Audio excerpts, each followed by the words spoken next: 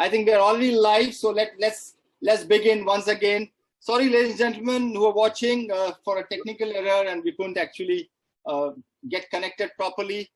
So probably this is the first time when we are seeing members of various associations, presidents who are joining in. We have Ian McGarrigle, who actually heads the World Retail Congress. We have Christian, who heads the EuroCommerce. We have Simon, who heads IGDS, and we are waiting for Matthew Shay to come in from NRF. Just for your information, as of an hour back, we had 1,260 people who are registered for this seminar, for this webinar. And we know that there are people who are registered from US, UK, from UAE, and 10 other countries. The countries are not visible to us. But just to give you all the associations that are there on the platform today, they actually represent 5 continents, more than 100 countries, $14 trillion of retail turnover, and hundreds of millions of employees. Welcome, ladies and gentlemen, on this webinar, and thank you for being with us.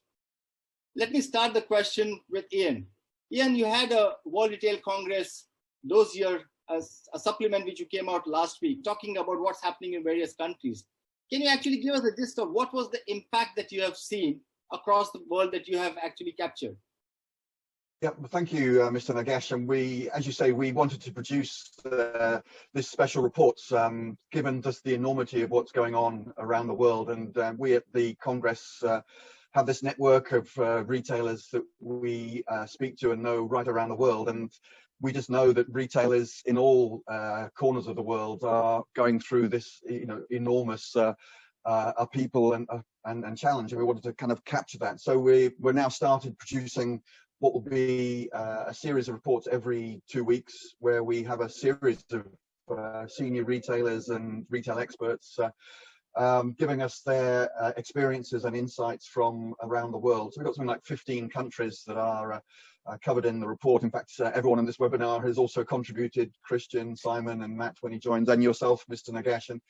And what's remarkable is, of course, the similarities, the speed with which this pandemic has traveled around the world, and the impact it's had on economies has been truly extraordinary. And we are in uncharted territory. So we wanted to kind of really understand what retailers are experiencing. And quite clearly, this is going to have enormous impact on retail, particularly the non-food sector, which is in lockdown in most countries around the world, where retailers literally can't trade other than their e-commerce. Food, obviously, it's very different, has had almost the opposite.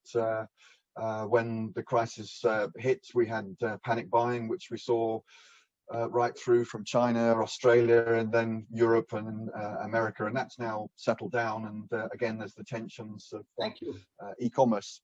So we're seeing this, and it's going through different phases. And we're just about to produce the next report, and we're already seeing retail, coping with the kind of next implications of the lockdowns as it goes on. Thank you, Ian. Matt, welcome. You have Simon Susman from IGDS, you have Christian from EuroCommerce, you have Ian and myself who are on this program. And thank you very much, Matt, for joining. Matt, NRF is one of the largest retail federations. What is the kind of impact that you're seeing in US of the COVID-19? And what has the association and the government done for the retailers? Matt, you are muted. Can you unmute your mic, please? There we are. Yeah, go ahead. My apologies. I was saying good morning, good afternoon, good evening. It's nice to be with everyone and see you. And apologies. My home studio got relocated this morning due to children's school activities, so I was rushing around making changes. So sorry to be a little behind here, but. First of all, I hope you're all safe, and that you, your families, and friends are faring as well as you can at this challenging time. We have obviously, like all of you, been extraordinarily busy trying to support and help our members.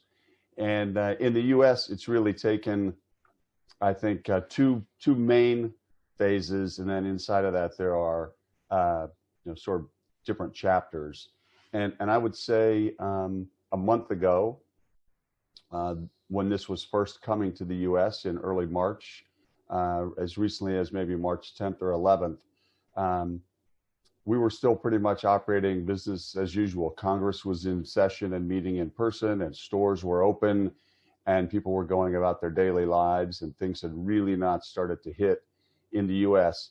And very quickly, the end of that week, on Friday, March 13th, you saw massive closings. You saw people changing behavior. And by the following week, the week of the 15th, much of Washington and much of the United States was closed.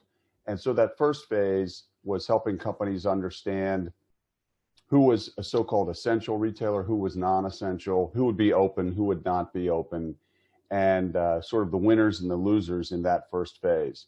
It moved quickly to a frenzied level of activity on the legislation that was being considered by the Congress, and the furious lobbying that went into which industries would get support, how much support would they get, what would the relief take shape as. And that went on for about 10 days until the legislation passed near the end of March. And immediately after that, it was understanding what's in this several $1 trillion piece of legislation and how do we access it to help our members. And that's really been this phase over the last, I would say, the first couple of weeks of April. And in the last week, the emphasis has been on, people have sort of understood what's in the legislation. They've understood who can access it, who can't. Maybe we need more. Certainly the Congress is discussing doing more in some of these areas. So this recent week has been about reopening the economy. And that's really the second half, which will have its own chapters as well. We were actually on a call yesterday with about 25 of our CEOs and the Secretary of the Treasury, Secretary Stephen Mnuchin, who has been really the point person for the administration on this and has been a wonderful partner. And if you consider that Congress has really not been in session for several weeks, and they've all gone back home to their districts across the United States, the senators, the members of Congress. So this is really being run in Washington by Washington. And some members of Congress have been here, but now the work has really been with the Treasury and with our central bank, the U.S. Federal Reserve, and the chairman of that bank, Jerome Powell. So to come back to sort of what Ian was saying, I guess I'll just share this observation and then we could go on from there. But there really have been winners and losers in terms of the somewhat arbitrary decisions about who's an essential retailer and who's a non-essential retailer. And you think about some of those so-called essential retailers that have stayed open throughout this process that sell groceries and pharmacy goods and produce, but they also sell lots of discretionary items. If they're general merchandisers and you know some of those brands, some of those big companies, and they sell some of the items that the so-called non-essential retailers sell, and those non-essential retailers are closed, and so they're losing that market share at the moment because their doors are closed. So there are some, natural, I think, and unavoidable inequities here, and I think that's going to present a challenge as we reopen the economy, which is why we're so interested in getting the economy reopened, but doing so in a way that doesn't create setbacks, and then we have to close again later during the year. And so doing this in a thoughtful way, I think, is the most important part of this next discussion.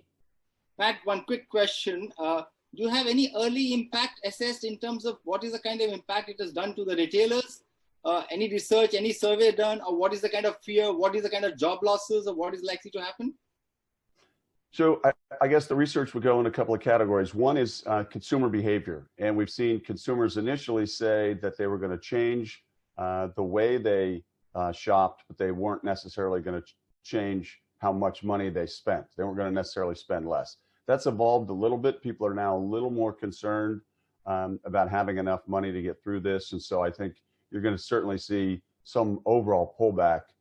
At first, it was just they were going to spend the same amount of money. They were just trading the dollars into different categories, but still spending the same. I think now you're going to see, in absolute terms, you'll see consumers pull back as people hold on to cash and save. In terms of the sales impact, which drives employment issues.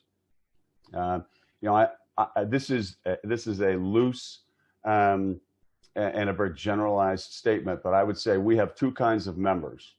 We have members that have too many customers and not enough inventory, like some of the shopping centers and supermarkets and grocers and food retailers. And then we have people that have too much inventory but not enough customers, and those would be the lots of people in apparel and luxury.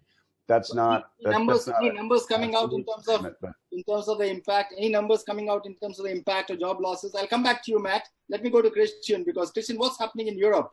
A similar situation. You are actually working with so many countries and so many members, and each country is going through a different phase of impact as far as COVID is concerned.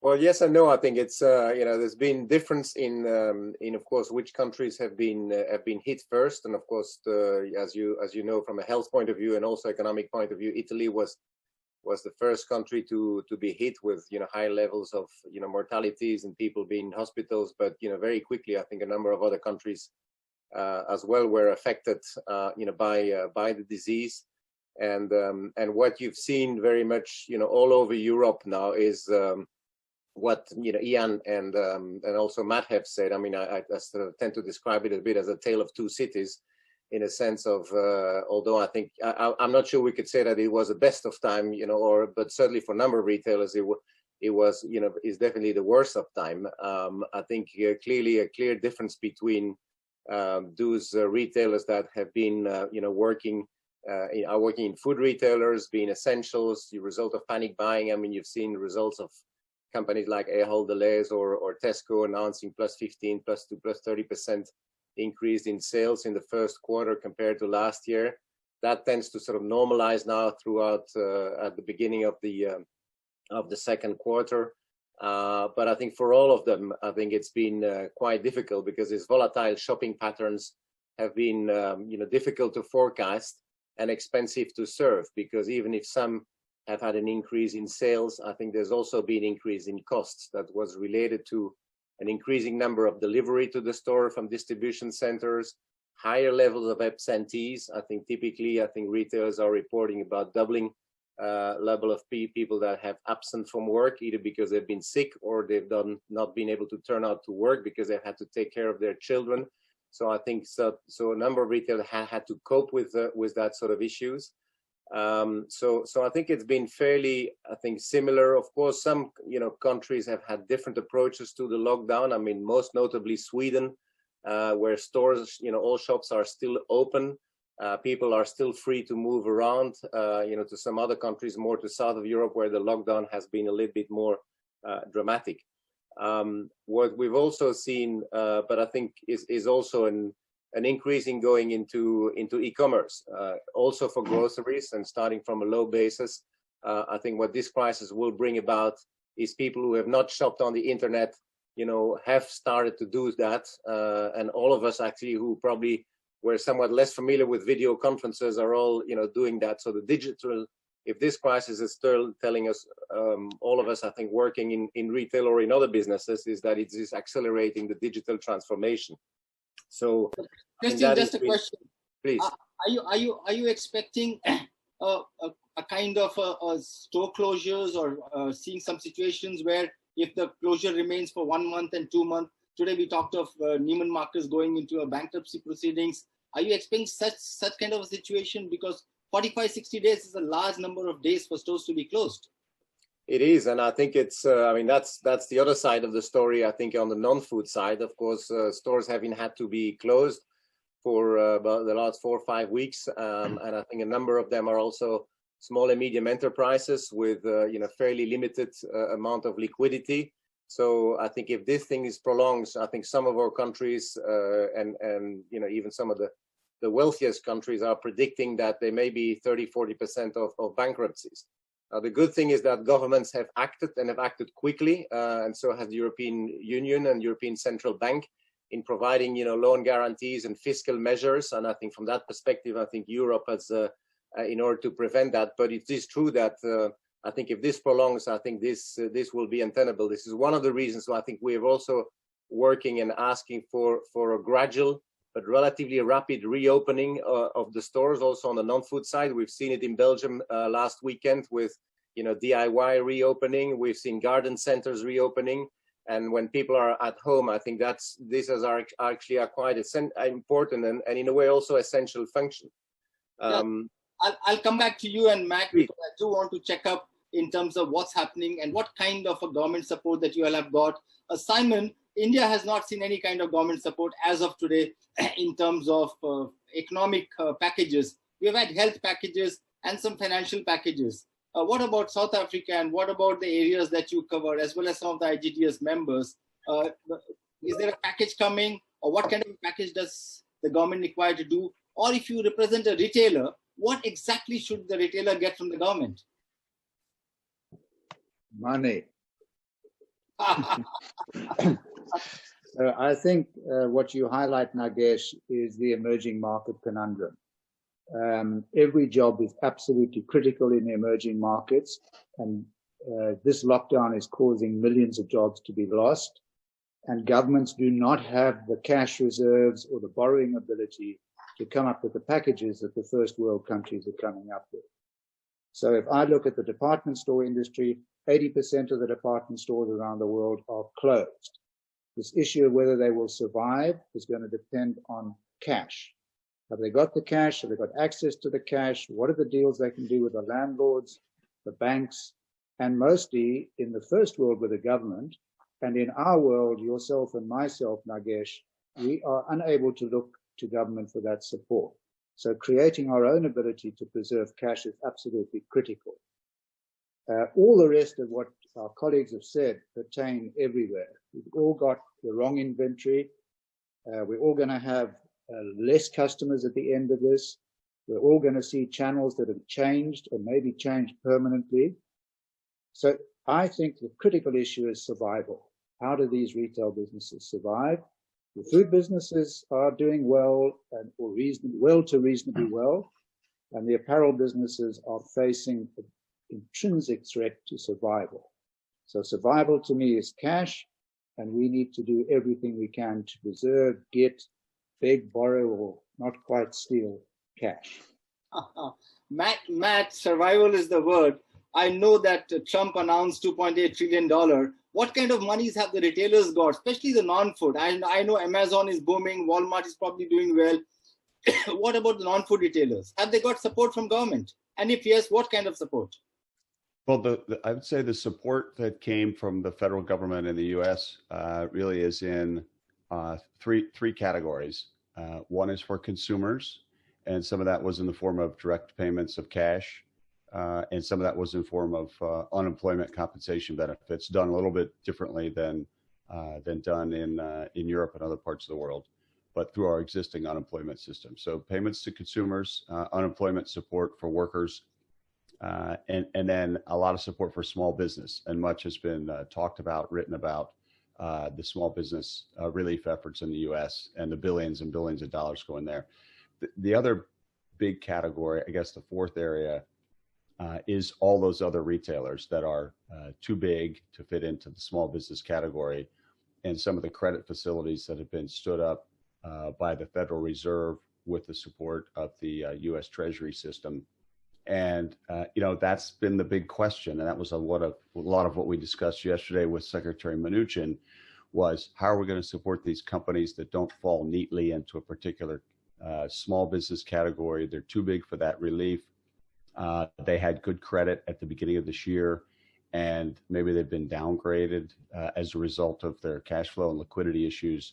So I think the issue is really going to be preservation of cash and an emphasis on rethinking the business to stay alive until they can resume business operations. And you see a lot in the news about some of the companies that are in difficult positions because they've got too much debt, or because they don't have enough cash, or because we simply can't get the economy opened quickly enough to move forward. So that's going to be the big question. And I think, just as a final thought there, that as I was saying in the previous bit, there will be an acceleration because of the change in consumer behavior. There's going to be an acceleration in some of the trends in the U.S. that we know about, fulfillment and delivery and personalization and digital experiences. And the big and strong are not only going to survive, but they're going to take market share away from those companies that can't survive, that are weak, and many of which will go away. Oh, wow. Christian, if you look at it, Europe is full of luxury retail and large number of department stores, especially large ones, each department store delivering $1 billion. I mean, what are you seeing for that kind? And there's many of them are historic stores, historic brands. What happens to the non-food, the non-essentials across Europe? Well, perhaps I'll leave Simon, who is more competent to talk specifically about luxury retails and department stores, etc. But I think what I would say is that the measure of support that governments have been quite quickly to come through is indeed support on unemployment. I mean, a lot of the businesses have gone. Many countries are adopting what the Germans have adopted 10 years ago, which was this so-called Kurzarbeit, which is sort of a temporary unemployment, which enables you to actually put some people on, either unemployment or sometimes partial unemployment, only working 1 day or 2 days a week instead of the full 5 days. But as with a promise to keep them in the job, I think that enables them to basically get back into the job much more quickly and keeping the competences that they have. A number of countries have adopted, I think, similar schemes, and I think a number of other countries have learned from Germany 10 years ago that this was actually a way to actually, having less impact on the crisis.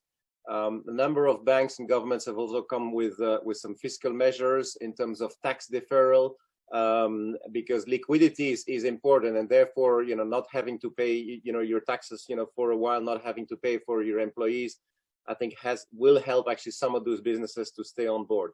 We've also have quite a lot of discussion with commercial property industry and the landlord, and I think that is being tackled in a very different ways, country to country, and sometimes I think it's an area which is very much part of commercial freedom. But we know that some governments have also provided some guarantees when retailers were confronted with landlords who were requesting, to pay the rent. So I think that is been quite important.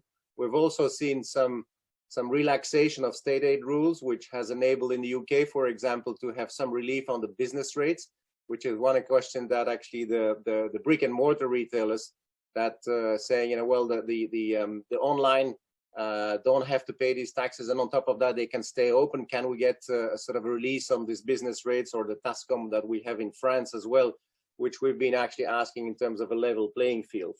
So I think these are some of the measures, and the challenge, of course, again, is for the very small, retailers. But perhaps Simon can complement from from a department store's point of view, and then I'd like to come back on some of the measures to actually stimulate consumption. But that's when we get out of the crisis. Yeah, we'll come back to that. Interesting thing that's happened in India is that the government has actually given a mandate that all businesses have to retain jobs, so and ensure that the salaries are paid. And as of today, it is full salaries to be paid. So a unique challenge. There is no packages as far as finance package is concerned, or economic package for the businesses as of now, but you need to retain jobs and you need to pay full salaries. Ian, have you in your report seen a similar challenge coming in terms of various countries where they have to retain jobs, they have to pay salaries, but they don't have cash? And is there any government around the world which you have seen is probably supporting this kind of ask? Well, yes, there are, but yeah, as Christian was saying, governments in Europe and here in the UK certainly have been helping. The furloughing scheme that governments are paying 80% of salaries across all businesses, but obviously retail as well. And many retailers are honouring that and increasing it to full pay for their employees, and that is critical, as Simon said. For retailers, cash is absolutely key. And just picking up on that point that Christian made, it seems quite ironic, but certainly UK retailers and many have been complaining about this unlevel playing field, but particularly in the UK, where business rates are enormous as a proportion. And the really positive thing the government did is they, having denied that there was a problem with business rates for years, as soon as the crisis hit, they've given a holiday on business rates for all businesses. But this is a huge lifeline for retailers, certainly in the UK. Simon, my question, let's move away from the impact and what the government has done. I mean, if you're running a business, I mean, what is it that goes in the mind of a businessman today? And what should he or she be looking at? What should boards be looking at, boards which are running multi-billion-dollar retailers? So I think, Nagesh, as I said earlier on, survival is number one. Survival is linked to cash. Survival is linked to what you're spending your money on. But in a normal market, the role of a business is to survive. In this market, it's absolutely to survive. So we do have to take extraordinary steps to do this. And that means communicating with all stakeholders. Whether you pay your staff, if you can, you should. Not everybody's going to be able to afford to do that. Whether you pay your landlords, whether you pay your vendors, whether you pay your taxes, we just have to survive.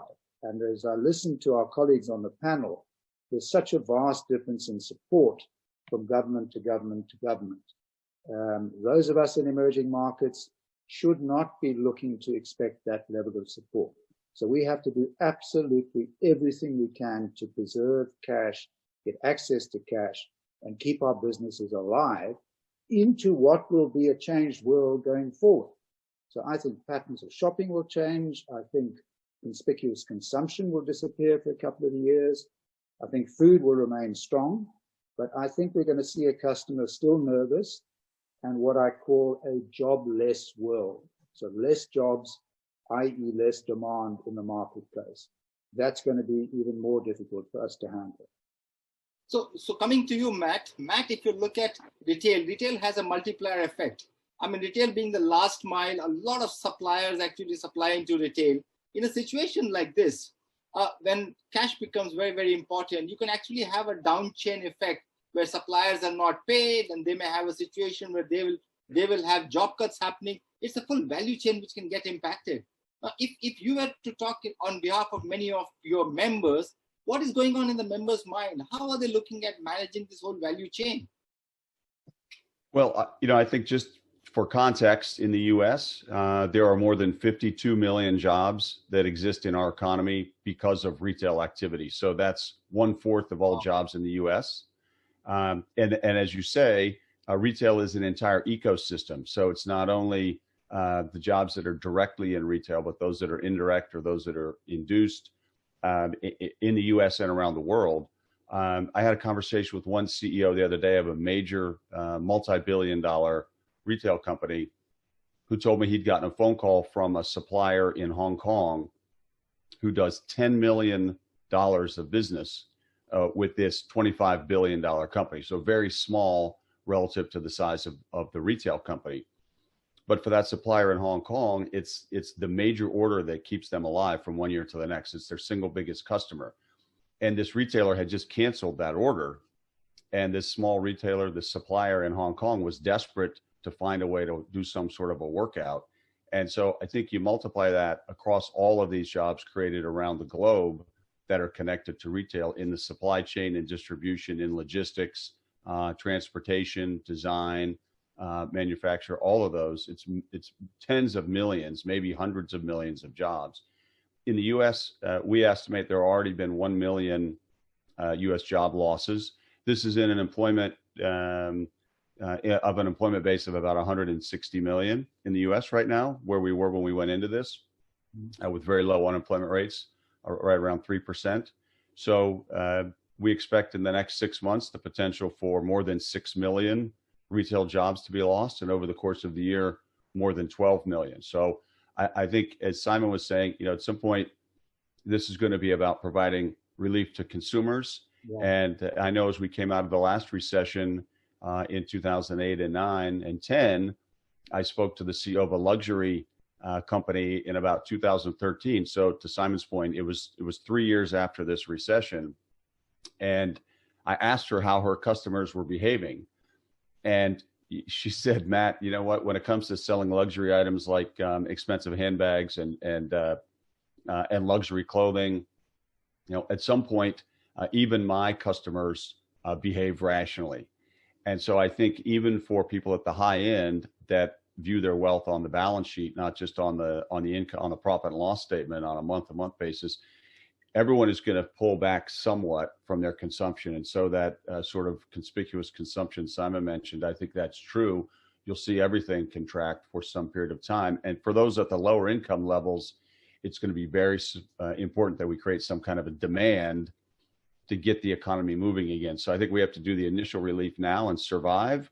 But as we move forward, it's going to be more about stimulus kinds of activities. And I think up to this point, there's been nothing like stimulus in the U.S. It's all been about relief. So that'll be the next phase, is getting reopened safely and then trying to stimulate the economy to jumpstart things and move forward. No, what you said is very, very right, Matt. In fact, I was talking to a global retailer and a supplier who supplies all over the world. And he said as of 1st of March, he had orders full for the full quarter. He said, I had no production capacity as of 1st of March available for the quarter. And he said, as of March 13th, he said, I had only production of 11 days left out of the 90 days. So in a period of 2 weeks, he said, all the orders got canceled. Now, that's the kind of situation the one is getting in. Christian, tell me in terms of the going forward, the way forward, what are you seeing? Do you have some of the members who are actually operating China and you, like you said, in Sweden? Are we seeing some things that we can learn around the world from members who already kicked off their businesses or are on the revival stage rather than the survival stage? Well, I think the couple of things, maybe first also on the supply chain, this is very, very important. When you talk about food or non-food, I think is keeping the supply chain going is very, very important. I mean, what we saw at the very beginning of the crisis, as you know, of course, Europe is still not like the United States, a fully federal state. And in fact, what you saw is a number of our country immediately, closing down their borders. And as a result of that, I think we had some huge supply chain issues. You had sort of, trucks with food products having to come from Italy that were stopped at the borders between, Austria and Slovenia and things like that. So the European Commission, rightly, I think, intervened in establishing sort of green corridors so that that already, at least within European Union, I think supply chain could continue to work. So I think the point that Matt says is supply chains, whether they are short chains or whether they are longer when it comes to sort of non-food item is actually crucial, and getting all that back in track and hopefully in a relatively synchronized way, because retailer can open, but if the suppliers and they are no longer producing, I think then you have a problem. In terms of recovery measures, is what we are looking is that what can we do to stimulate consumption, and for us who basically are also interacting with public authorities, government authorities, is a number of measures. I think first of all, can we liberalize a little bit more things like opening hours, which in some European countries is very strictly regulated? Can we liberalize also sales period, which in some countries are fairly tightly regulated? For those also that have bricks and mortars, again, I take the example of Belgium, but I think in others, municipalities can create or can provide a little bit money with some vouchers in order to stimulate consumptions. We see that in Antwerp, for example. We see it also in smaller cities here in Belgium, where actually the municipality. So, people can also do at the city councils and municipalities and mayors can actually stimulate consumption in order to actually make sure that these small stores, small shops that are so fundamentally important for our town centers and our communities can survive. Because clearly I think these are very important, and therefore sort of sometimes a bit use these vouchers to buy in your local stores can actually be some of those small measures that can help small shops also survive.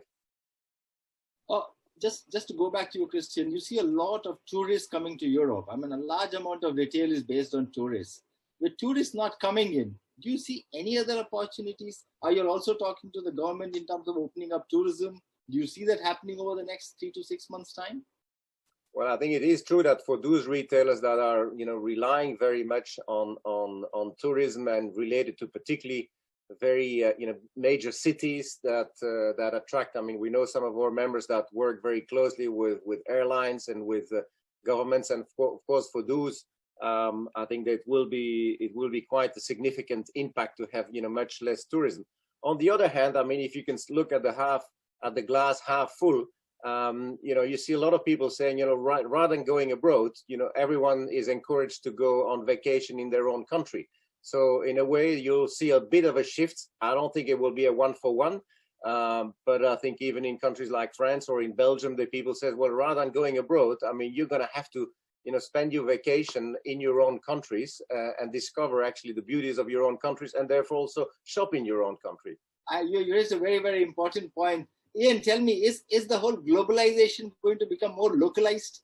I mean, you start looking at your own country, travel in your own country, do your own consumption. Dependency goes on the country and not on the foreign tourist. Is there a shift that you're seeing in the consumer pattern and the way the whole retail will work in the future? I think you raise a good point, and Christian did too. I think this experience that we're still in is going to change all of our way of thinking and living and working. I mean, travel, it could take a long while to really pick up again for people to feel confident to travel abroad. And I think that's right. We've discovered our local communities in a way we hadn't really experienced for some time, and whether that's buying from e-commerce, but from local businesses, I think this could be a longer trend. But I mean, just jumping in again on your original question about what happens when we come through this and we move out of the lockdown. I mean, certainly we're hearing at the Congress early examples of what's happening in China as they're starting to open up. And it does remind you we're all social beings, and everyone who's been in lockdown for a long period of time, as we all are now in China, they've been sort of going to restaurants and cinemas and stores again. I've heard several examples of luxury brands having some of their best weeks for a long, long time, because there's a sort of surge, a desire for people to go shopping in their local area. So I think how long that will continue, I don't know, but I think there's a definite sense that people want to really re-engage with their friends and family and go to public places. But I think the big thing that's going to only allow that to happen is for people to feel safe, I think. And I think that comes down to the infrastructure that whichever government has in place, and the health services, whether it's, obviously clearly testing and all the controls. It's those measures that retail has no hold over but can advise. If governments put those things in place, as we've seen in Singapore and China and Hong Kong, that will gradually help that sort of return to normality. Simon, do you see any opportunities which have emerged between Australia, South Africa, and the world that you actually deal with? I mean, in this whole crisis, I know everybody's saying you'll go online, you'll go omni-channel, you'll start doing multi-channel businesses, but that's very, very obvious. But is there anything which is coming out as an opportunity? Because it's all gloom and doom, especially people who don't have resources are really, really worried about what to look at after 3 months. And I'm going to come to you, Matt, after this. I know you have to leave, but that will be your last question I'll take on. Yes, Simon. I think what the real opportunity is in the power of the brand. And I think those of us who've invested in our brand and created a sense of trust around the brand, that it offers value for money, integrity, in my own personal world, an understanding of our environmental impact, the ability for consumers to trust a brand is going to make an enormous difference. So we are going to see channel shift. We're going to see people shopping more online. We're going to see different expectations from people. As I said, I suspect that in most countries there will not be conspicuous consumption, but what people will buy is product that they can absolutely trust and they know they need. And I think our businesses need to focus very, very strongly on the concept of survival into the future, on building a brand and product offers that people can absolutely trust. And if we do that, then I think there is a bit of a silver lining. And I think the other comment I would like to say, Nagesh, is that a retailer's dream is always horrific figures last year.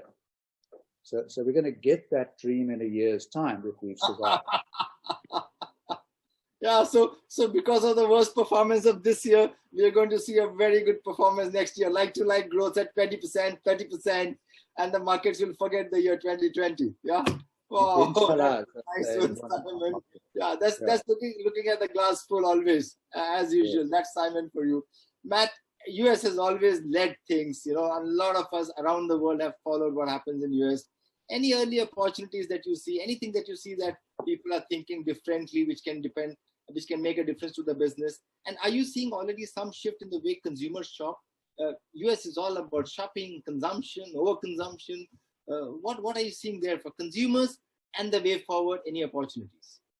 Well, I like Simon's observation that next year, our members are going to have very easy comps, as we would say in the U.S. So yeah, you'll be able to easily exceed the mark. The harder year will be in 2022. How do you beat the growth you had in 2021? I would say yes, that certainly, as I said a couple of minutes ago, every retailer that I've spoken with, the dozens and scores of CEOs with whom we've had conversations over the last month, has talked about a change in consumer behavior, and the way that these patterns of shopping and the patterns of consumption are changing, and I think that is going to shape in a fundamental way what the recovery looks like, because when we come out of this, some of that behavior is going to be sticky and consumers will still behave that way. So some of the points that Simon just made about the value of the brand and trust, at a time like this, we have these so-called essential businesses that are open.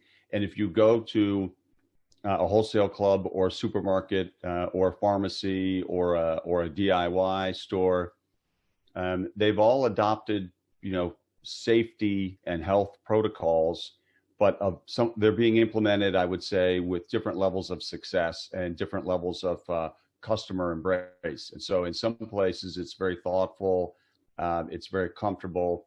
In other places it's not been as well thought out. And I think those kinds of experiences leave memories that consumers are going to continue to remember as they go forward and as we reopen the economy. I think in the next 6 months we will still see a great deal of concern about those safety protocols. Customers are going to be holding on to cash. The job market is going to be uncertain. We don't know how successful relief efforts will be or stimulus activities. And so you're still going to see a very cautious consumer. On the other hand, I was on a call on Friday afternoon with the CEO of one of the major drug companies in the U.S., who was explaining that his team had told him a few weeks ago, when this sort of COVID crisis began, that it would take 18 months to do a vaccine. And he said, I'll tell you what, we have 6 months. And so they've risen to the challenge, and he feels confident that by the end of this year, they'll have millions of these vaccines available. And by next year, they'll have hundreds of millions. And so all of the conversations in the US really, and everything that we're talking about now, is going to be fundamentally driven, number one, by the ability to do rapidly enhanced and increased testing of those that are infected or may have the antibodies or maybe can go back to work, and then a vaccine.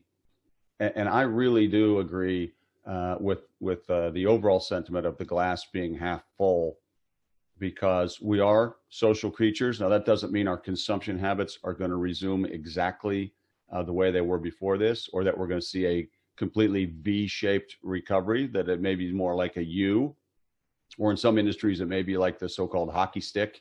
I don't know if that would be what I'm thinking of, the international equivalent. I'm not sure it works for maybe it's a cricket bat. But I think that when we see a vaccine out there and customer confidence is restored, I think you're going to see consumption come back in a pretty big way. Certainly you're going to see travel come back. And of course, of the demand that has been disrupted in the near term, some of that demand is destroyed and will never come back. And some of that demand is simply delayed, and you'll still get that demand. It's just going to occur later. So obviously for this second quarter, for the third quarter, we're not going to get those sales. We're not going to get those experiences. We're not going to get that travel and tourism dollars. But I think when we get to the fourth quarter, if we see a vaccine, and then by the beginning of 2021, I do think people are going to want to get on airplanes. They're going to want to go see the world again. They're going to want to go see family. They're going to want those experiences. They're going to have that pent-up demand of all the things that were denied during this period of disruption, and they're going to embrace those. The question is going to be, are they going to have the resources? Are they going to have a job? They may want to do that aspirationally, but can they do that? And I think that goes to the issue of how many businesses are destroyed. What we were talking about a minute ago, some of those small businesses like that supplier in Hong Kong that has a $10 million business and all of it goes to one big company. If they go out of business in the next 60 days and can't restart and can't rehire, then they may want to go to Phuket, or they may want to go to Bali, or they may want to travel to the US, but they may not have the money to do it. And I think that's going to be when we really need some stimulus activity on a global basis. Matt, since you said 2021 will look good, one last question. So we are going to see January 2021 NRF coming back, and you know, all retailers, we do events, exhibition, experience creation. So is NRF 2021 still being planned in the same way?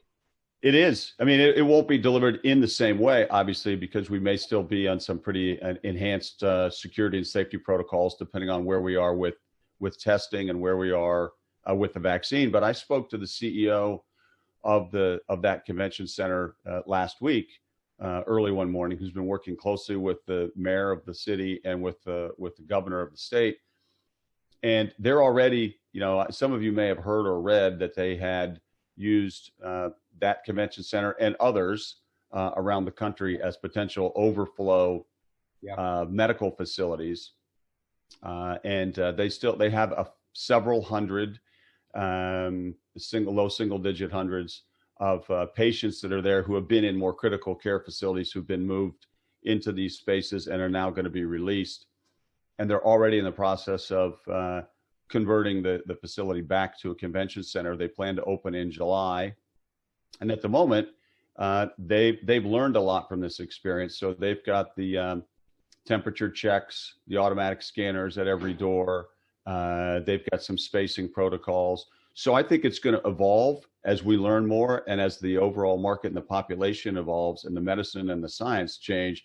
That's going to drive the safety protocols and procedures that are adopted in places like that. And that was what we shared. Some of us were appointed to President Trump's Council on Reopening the Economy. I was privileged to be appointed to that with a group of a dozen retail CEOs. And we had a call with the president the middle of last week and talked extensively about the experiences and the things that these essential retailers have learned, because they've been open throughout the last 4 weeks. So they never closed their doors, and they've learned a lot. And we reemphasized that yesterday with Secretary Mnuchin about the role that the retail industry can play leading the reopening of the economy and ensuring that it gets done in a standardized way. You know, you heard Christian talk about sort of the experiences of when states and countries closed their borders. In the US, imagine that every governor and every one of those counties, which are the smaller geographic locations, every mayor of every city adopting different procedures about how many people can be in your store, and how do you do spacing, and what kind of protective gear do you need for your employees, and what hours can you be open, and how do you handle your supply. So we're trying to create a more rational set of broad guidelines that can be encouraged across the country, so we don't have a series of ad hoc one-offs and end up with this balkanized reopening, which will create problems of its own as we go forward. Thank you very much, Matt. That was a pleasure talking to you, and look forward to some interaction. I was hoping that in such times we all have got together. I mean, like I was telling before you joined, we have 5 continents here. We have 100+ countries involved today, and we have $14 trillion worth of businesses that between all of us here actually support. So it's a very large team together. And maybe as we move after 3 months, we look at saying, how have we survived and what is a revival? And maybe after 6 months, we look at how have we revived? And maybe in January, we get together to celebrate, maybe online. Well, I look forward to being together in person in January to celebrate. And if things have changed sufficiently at that point, I want to give everyone a big hug and a kiss. Thank you very much. Thank you, Matt. Thank you so much for being with us. And we'll send you a summary and send you a small video of this whole 1 hour chat and webinar. But thank you very much. This is fantastic. It's nice to see everyone, and I'm grateful for your friendship and for the invitation to be here and participate with you in the discussion. Thank you. Thank you very much.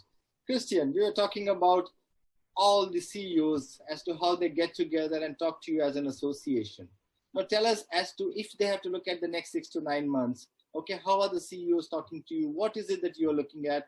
We also have an association in India, and there's a huge amount of anxiety amongst the CEOs, and also there's a fear, because none of us have ever seen this kind of a calamity in the last 100 years. And in a young country like India, we haven't had an experience even of the 2008 and 9. Very few of us have, because all the businesses are young. So give us some glimpses of what's the CEOs talking, what are they feeling, what's the way forward looking like. Well, basically, I think what they're all talking about is what Simon also said, is that I think for some of the businesses, particularly on the so-called non-essential, if you're in fashion or in consumer electronics or something like that, it is about survival. It is about indeed getting in the amount of liquidity. How many months can you stay when your stores are closed? And I think e-commerce in most of this business is booming, but it's definitely not compensating for the loss in stores, in brick and mortar stores. I think it cannot be. And for those that have had actually a boost in increase in e-commerce sales, we have seen that actually sometimes there was an issue of capacity of serving those boosts in search. Sometimes also the delivery options were not there available either, etc. So I think it's it's all about indeed survival, liquidity. It's all about getting actually back the businesses on track. One thing that has struck me actually over the past several weeks is the sense of, we've always talked about retailers and being resilient, but you really experience that. I mean, people that in food stores have been willing to go in for relatively modest pay, as we all know. I think it's sort of serving the consumer. They saw it as their essential function. I mean, they're really there as a quasi-public service, as very proud to be fulfilling a very essential social services. For those stores that have had to be closed for a number of weeks, I've spoken with some CEOs also this morning. They're quite keen to get back into the business. There's a sense of pride, and they said, and resilience, and they said, we're ready to go. That we've taken a few knocks, but I think it's quite important that and as all of us, I think, working at associations, I think the sense of pride of working for a very important sector is key. And I think for a number of years, customers have taken everything for granted, that things were appearing on your shelves, and all of a sudden they've now realized, I think, the importance and the magic of retail is making sure that whatever you need, retailers are going to deliver it for you. It's going to be on your shelves with the necessary advice, etc. And I think that's actually quite important as a message, is the pride that all of us have to serve and work in retail.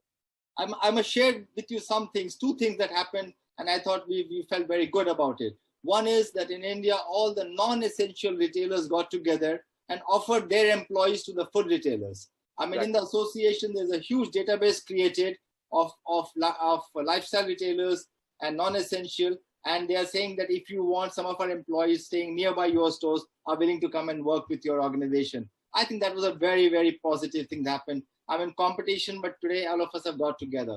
Our German members did the same thing. They have a program, and we actually all have done a little website with all the things like that, which we're happy to send to all the participants. Wonderful. Yeah, and could I just add on that point too? We've done a similar thing, and on the NRF website, to do a matching between those retailers that have to furlough or lay off employees and those that are looking for employees. And we've got more than, as of 2 weeks ago, we were already over 1 million job listings there. And that number continues to grow. So we keep aggregating all of these, and I think you're both making an absolutely great point. That goes back sort of to what Simon said as well about the brand. That even those non-essential retailers, those that are closed, have an opportunity to do something to enhance the value of the brand in the eyes of their customers. And in the U.S. and around the world, some of these companies that are closed have done repurposed their production to do personal protective equipment, to make masks and gowns, and you've seen that in your own countries as well. And I think those are the kinds of things that not only, like an opportunity like this, we all feel good to give something and to be together and see each other, and we're contributing, and we have a sense of pride in what we do. And again, to Simon's point about the value of the brand in the minds of the consumers, you're doing something that is going to have some stickiness that people are going to remember and say, hey, those guys, those executives, those employees put themselves out there to help all the rest of us, even at a tough time for themselves. And that makes me feel good about that brand when we finally get back to operating in normal times. Yeah, the second point I wanted to mention was that I met a few people, and they said, for the first time, we are seeing consumers coming and thanking us. We always thought that this was one job, lowly paid, and nobody actually looked at us, took care of us, but suddenly the pride and the respect for a retail employee has gone up. Yeah, Simon, what do you think about the changes that's happening? Look at these 2-3 incidences. At least some good things are emerging in the business. So I think, Nagesh, I really resonate with what Christian and Matt have just said about being, I'm going to use my word, shopkeepers. Shopkeepers are a very, very resilient, innovative, creative breed of people. And that runs from the shop assistant who's worked out how to do her own mask on the checkout point through to the CEO. So I think we're a very resilient breed. And if ever there was an industry that's under threat, it's retail, non-essential retail. And if ever there was an industry that had the right resources to get itself out of this, it is retail. And I take great pride in being a shopkeeper. The businesses that I deal with around the world do the same.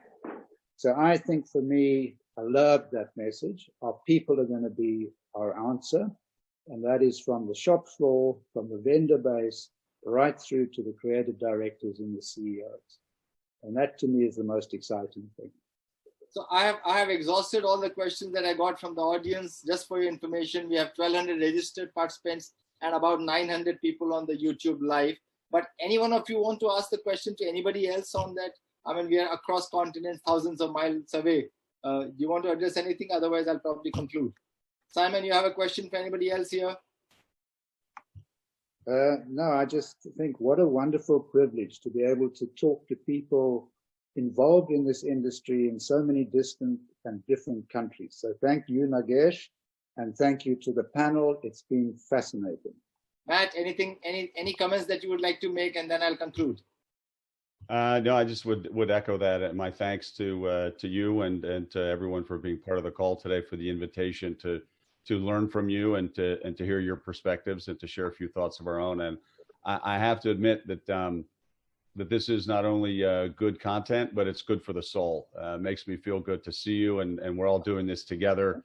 And there's something really inspiring and uplifting about that, to the point of the old the belittling notion of being a nation of shopkeepers is not so belittling. It's really uplifting, and I equally feel a sense of pride in what our members do and the privilege of representing them. So it's great to see you. Thank you so much. Christian, you want to ask a question to anybody?